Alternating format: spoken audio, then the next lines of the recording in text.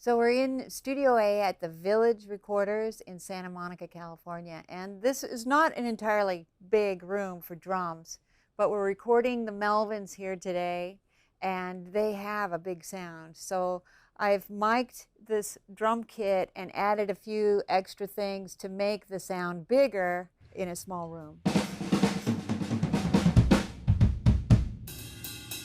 To start, I have just a regular assortment of drum mics. I use on the kick drum a 421, and I have a special mic inside the drum. It's an old American mic to get a little more smack. Also, I use a sub mic that I built out of an NS10 speaker, and it's placed on the front outside of the kick drum to get the very low sub frequencies on that kick, and that adds to the warmth of the drum, the kick drum. Then on the snare, I use an SM57, which is a Shure mic. It's a pretty standard mic. Most people know what that is. And it's a very uncomplicated mic. And on top of the snare, it does really well to give you that crack. There's two ways to adjust a mic on the top of the snare, and I can explain it to you like this. If this is the snare head, and you put that mic in this angle, you're going to get more of the attack of that head. And if you angle it down into the drum head, you're going to get more of the body of the drum. So I have my SM57s on the kit angled more into the body of the drum because I want a bigger tone on that snare drum. So along with the 57, I added another Shure mic, an SM81, to just for the high-end crack, just like for a little pop that will help with the attack of the drum. And that's right next to the SM57 on the top of the snare drum. And underneath, there's another mic that I'm recording. It's a Sennheiser 441, and I have that pointed underneath the snare drum so that you get to kind of the rattle of the metal snares that are on that snare drum. You'll see that in this room, I've added a PA system because I want to make this small room seem much bigger than it is. So I brought in a PA, and I have an extra mic on the snare and an extra mic on the kick that goes directly to the PA. And that's all that's going through this big PA is kick and snare. That's to pump up sound in the room to make the drums sound loud and deep. So it'll make the whole kit sound bigger. So you'll see that on the top head of the snare, there's 3 mics, but one of them is just for the PA. Same with the kick drum. Then on the toms, I've selected a kind of a fancy mic for the top of toms. I usually will use a relatively simple Shure SM98 mic, which just clips on the top of the toms. But today we're using some really nice C12A mics. That's an AKG mic. They kind of look like a 414, but they're the tube version of that mic. They actually came out before the AKG 414. So we're using those to capture the attack of the toms. Then underneath each one of these toms, there's 2 toms. We're using the 421 mics, Sennheiser 421s. This particular kit is an old Ludwig. It's a 70s, late 60s, 70s era. And it's got really nice shells, the good tone in the shells. And I've got a pinstripe head on these this kit, which will give it a more muted tone than it would if we were using an Ambassador, a Remo Ambassador head. So we're using Remo pinstripes, so we'll have a bit of a more muted drum tone on the toms. Same with this snare. This is a pork pie Black Beauty style snare. I believe it's a brass shell. And we also have a pinstripe, a double pinstripe head on top, which is another Remo head. But if we wanted more crack and more excitement, we might go with an Ambassador head, which is also a coated head, but thinner, and it'll wear out sooner. I think Dale from the Melvins is a pretty hard hitter when it comes to playing these drums. So we're going with the heavier, the thicker double pinstripe for today. Some other nice mics that I've got set up here for cymbals. I've got a pair of KM54 Neumann mics. These are tube mics, and it's nice and warm when I touch it, because it's tube mic. Also, this beautiful C24 mic. This is an AKG mic, and it's the stereo version of the C12. And I'm using it in an MS configuration, so you'll see how I have the capsules rotated. So the one on the end is pointing down, and it's capturing in a cardioid pattern the overall drum kit, whereas the second capsule is getting the sides, so it's in a figure 8, and it gets the sides. And I'll do a special patching in the patch bay in the control room to get the phasing correct. And then I blend all 3 of these signals. I'm going to actually get mult of this figure 8 and put it alongside the original figure 8, and then add that cardioid in there in an MS configuration, and it will really widen the picture of those drums. We want to make this sound bigger than it is, so that's one way we're doing that too. So I've placed the C24 mic fairly high because I want to capture the entire picture of this drum kit, and I try to balance it not over the snare, but actually to balance it between the widest cymbals. So you'll see we're pretty much triangulated between these 2 farthest cymbals, this China and this crash over here. So I try to just basically get the picture of the cymbals. I'm trying to capture the cymbals. I'd like to get the whole kit, but it's mainly the cymbals I'm trying to get with this mic, so that's why I choose this particular height and positioning with this MS configuration. So as well, I've got a few specialty mics set up on the kit so that we could experiment with different compressed room sounds, mono compressed room sounds, and I'd like to show that to you now. So a few things that I wanted to show you about the front of the drum kit is here's that homemade sub mic that is made from a NS10 speaker, and it's connected to work in reverse, so it becomes a microphone and it captures those big frequencies. It's a big diaphragm for a microphone. One other thing to look at here in the front of the drum kit is this hose, and this is a special thing that I do for drums, is I actually take an SM57 mic and I tape it to one end of a garden hose, and some kind of sits over on the floor tom side of the kit, and then I drape the hose in front of the kit and around over to the hi-hat side of the kit. And what it does is it will capture kind of a room sound of the drums without all the cymbals, because you've got this filter here, this garden hose type filter that will cover up those frequencies. Okay, and we have another mic that is a mono room mic set up right in the middle of the drum kit over the kick drum. It's a KSM 313. It's a ribbon mic by Shure.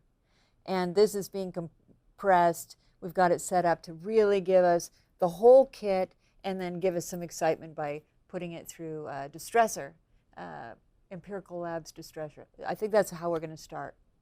So to get the big panorama of a drum kit in a small room, I want to get a stereo image of the room. And I've got a couple of U67 Neumanns set up. They're tube mics. They're very pretty, actually. I'm going to dirty them up a little bit with compression. I'm using a Neve 33609 compressor for that. And I've also got another mono mic. It's a AKG 414 to capture the tom side, the floor tom side of the drum kit. So here is the telephone mic. I'm also recording the drums with this. And this was a homemade device. My father actually taught me how to make this. And how you do that is you take a regular old handset and you take out the wiring and rewire in. What I did is just I cut an XLR cable in half and I wired it into the cradle This is a it's a carbon button that normally was from the phone originally, and it just sits right back in there. I bring it up to line level by actually soldering in a 1.5 volt AA battery into one of the sides, and it generally works pretty good. It doesn't sound that great. It kind of sounds like a telephone, but we want some of that fun stuff in this recording with the Melvins. So I've got it set up so it's facing the drum kit, and we'll see what we can capture with that. One last drum mic is this JZ Black Hole, and this is a really interesting mic. It's made by some fellows in Latvia, and they've made a mic that actually is hollow. It's a great sounding condenser, and I'm using it right in front of the drum kit to capture the room, and then I'm putting it through an LA2A compressor to really liven it up. It sounds excellent, so we're going to use that today too. Also, all the kick and the snare is going through this PA system right here, which is a combination of Crest amp, Mackie 16x8 little console, and these two JBL mains. And we're just going to pump up the room with the kick and snare. So we're really cranking this PA to bring up the volume of the kick and snare in the room. And so when Dale plays the kit, he's going to get a lot of big drum sounds coming right out of this, right from his kit. And he's going to have this extra stuff blasting out. It'll make it much more exciting to be in here playing. So the PA is much louder than the actual kick and snare, so it'll bring up the excitement in the room. There's one other thing that I have set up for the drum recording, and that is using this Yamaha piano as a resonator. And I have the stick at half stick, and I have a AKG 414 inside the piano over the strings. And what I've done is I've taken some sandbags and I've weighed down the sustain pedal in the piano so that the strings will resonate while the drums are being played. The drums are right close to this piano, and just having the drums in the same room as the piano is going to make the piano resonate. So for bass, we have a setup with a DI box first, and that's a Countryman DI box. Then out of that, we're going into Steve's pedal board, and he uses a bass overdrive and some other pedals. And then we're going into this dark glass microtubes amp, and this is a really special amp. It's a new product. They built it in Finland, and it has a real nice gain section, so we can get a good growl out of the amp, out of the speaker, and really be able to control that. So I'm excited to use this today for the Melvins. We're recording the bass through this SWR 4x10 cabinet, and we have it isolated in a small room, and I have a microphone on one of the speakers. It's a EV RE20 mic, which I really love for bass. And then the studio also has one of their own kind of homemade NS10 speakers, sub-speakers. This is in a much better setup than I've got mine, but it does the same thing. So we'll capture those subtones on the bass with that. When I place a mic on a speaker cab, and this goes for either guitar or bass, I'll look where the seam of the inner part of that speaker is, and I'll point the mic right onto that seam. I don't usually record away from the cab. I like to have the mics really close to the cab, not touching the fabric, but very close. The same with this sub speaker. I'll have it all the way up to the speaker that I'm capturing that subtone with. So today we're going to be doing the Melvin's guitars with Buzz in this section, and I have it set up so that he can plug his guitar into his pedal board, and then out of that into a triple splitter. And from there we're going to go into 3 different amp heads and 3 different cabinets. The cabinets are in this separated room back here, and I'll show you that in a moment. But the heads that we're using are over here. There's an L5 Gibson. There's a Trainer. This is a Canadian make that's been modified. It's really beefy. And then we have this monstrosity back here, and this is something I put together. We're using the GK head as a preamp, and then we're going into this big crest amp for a power amp. And we'll be using that rig to power some various interesting things. But during overdubs, I'm hoping to use some of these pedals. He's got some interesting pedals, but I also brought some pedals. I'm going to be using some Earthquaker pedals, which are really creative and wonderful. This is a vintage Super Fuzz here that I brought along. I've had it for years, that I'm excited to show Buzz. And then we have some Death by Audio pedals too. So we're going to play around with a bunch of stuff in overdubs. So we take the guitar from the splitter over here to this third rig, and we have this set up to kind of be an experiment. And so far it's been working really good. We'll see how we do today when the band comes and starts playing. But the way I've got it set up is from the splitter into the GK head, and then out of the direct out of that, it goes into this crest amp.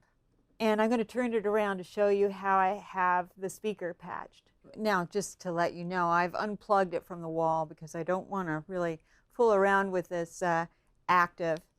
Because what I'm doing is I'm taking the speaker output of the crest here, and I've put an adapter on it so that I could put different rigs on there. And what I have with this particular rig is I've created a speaker cable, and here it is separate.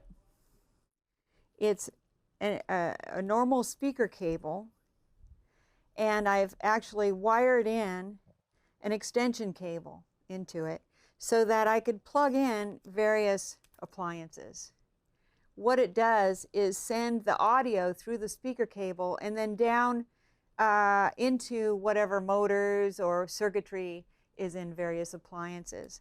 Right now I have a drill hooked up to it. So we go out of the direct, out of the GK head into the crest input, and then out of the crest amp through the speaker outs. All right, we're going through this drill, and then it winds up in the power soak. Now I've added this power soak into the circuit so that I could control the volume going to the speaker. Out of the power soak to our cabinet, which is isolated in another room. So one great thing about this setup is that we can exchange the drill for any number of things. And I brought a few things that I'm going to use to experiment today when we do overdubs with Buzz on his guitar. Oh, one thing I didn't tell you about the drill is that as the audio is going through that drill, depending on the frequency of the note that he's playing on the guitar, the drill will start up and is powered by the audio. So I figured if it works for a drill, why couldn't it work for a light bulb? So we have this apparatus here, so we can plug in a light bulb and actually have the audio from the speaker output go through a light bulb, and we can listen to the sound of the filament in the light bulb. I have another rig here that we can use as a speaker cable. What I did here was I took a speaker cable and I cut it in half, and I pulled the wires apart, and we've soldered on these screws so that I can use those as posts, and then I can insert different things actually into the signal chain. So the audio from the speaker output will go through this rig, and I can insert pickles or hot dogs, or I don't know. But various foods actually have different properties, and we'll kind of experiment with that today too, maybe. Okay, so we have our guitars going through a three-way splitter. The guitar is going through the splitter and then going to 3 different heads.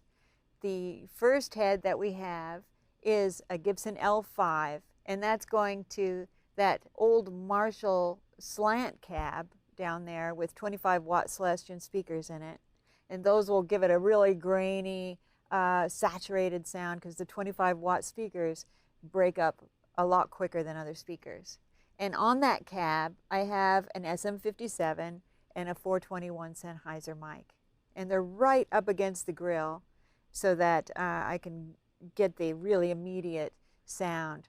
Then we have the second split going to my crazy rig with the drill, and it'll be our experimental rig. And that's going through this cabinet. I'm not even sure the make of this cabinet, but it's got a couple speakers in it, and I have a Sennheiser 421 microphone on that. Then we have the third split going to that modified trainer over there, and that is going to this tone tubby cabinet. And the tone tubby is a beautifully built cabinet, and the speakers are quite unique. They're actually made out of hemp, and the company is out of San Rafael, California. Also on the tone tubby cabinet, I've got a Shure SM57 and a Royer 121, and I think it sounds great. The 57s generally are going to get the brighter side of the guitar tone, and then I'll richen up each one of those sounds with the 421 or the Royer 121 microphone to make a nice blend. This one, on the other hand, this is my crazy rig, and whatever I get, I'm keeping. So my SM57s on these cabs will capture the more brighter tones of the guitar, and then I'll use the Sennheiser 421 or the Royer 121 for the richer tones. Now the 121 is a ribbon mic, and it'll actually make it even warmer, a rounder tone. And I thought it would be more appropriate to put that on the tone tubby cab to capture some of what the tone tubby brings, because it's a slightly different sound than our Celestion style 25-watt speakers. On the Celestion speakers, I'm using the Sennheiser 421 microphone. So I like to use the mics right up to the grill of the speaker cab. I don't generally do room mics unless I'm doing a special solo. I might have a cabinet, maybe a combo out in a room, and I might have a close mic and then a far mic. But here we're getting rhythms. I want them to be in your face and not blurry, so I'm miking very close. Also, all three of these speakers are going to be playing back one performance, the single performance going through a splitter. So I'm going to have them all facing the same direction, and basically the line of the mics is at the same position. So they're all pointing in the same direction, and the phasing should be fine with this kind of situation. If I had cabinets actually facing each other, I might have some phase problems, but generally I'm going to have pretty good luck with this kind of configuration. With your heart, not your hands. So for the tracking vocals, which may wind up being the keeper vocals, I always set up a couple different mics. This is just your standard SM57, always great. I mean, Bowie sang through the same thing. Bono sings through 57s when he's doing records, so we can do that during our tracking. Even if we get a little drum bleed, we're okay. But I've also set up this mic. This is a copperphone mic by Placid Audio, and it has a real interesting and fun sound to it. It's a lo-fi kind of sound. And the way I've got this set up is that I've got it running through this pedal down here. It's a Revival Audio. It's actually made by Revival Electric. It's called a Synapse. So Revival Electric has made this pedal so that you can connect any kind of guitar pedal directly onto your microphone, and with just stepping on the switch, you can bring whatever guitar pedal in line on your microphone, and it's really cool. So I've got this set up, and I've got an Afterneath pedal by Earthquaker on the vocal with this copperphone mic. So now that everything is all connected and tested, I think it's time to start recording the Melvins for Mix with the Masters.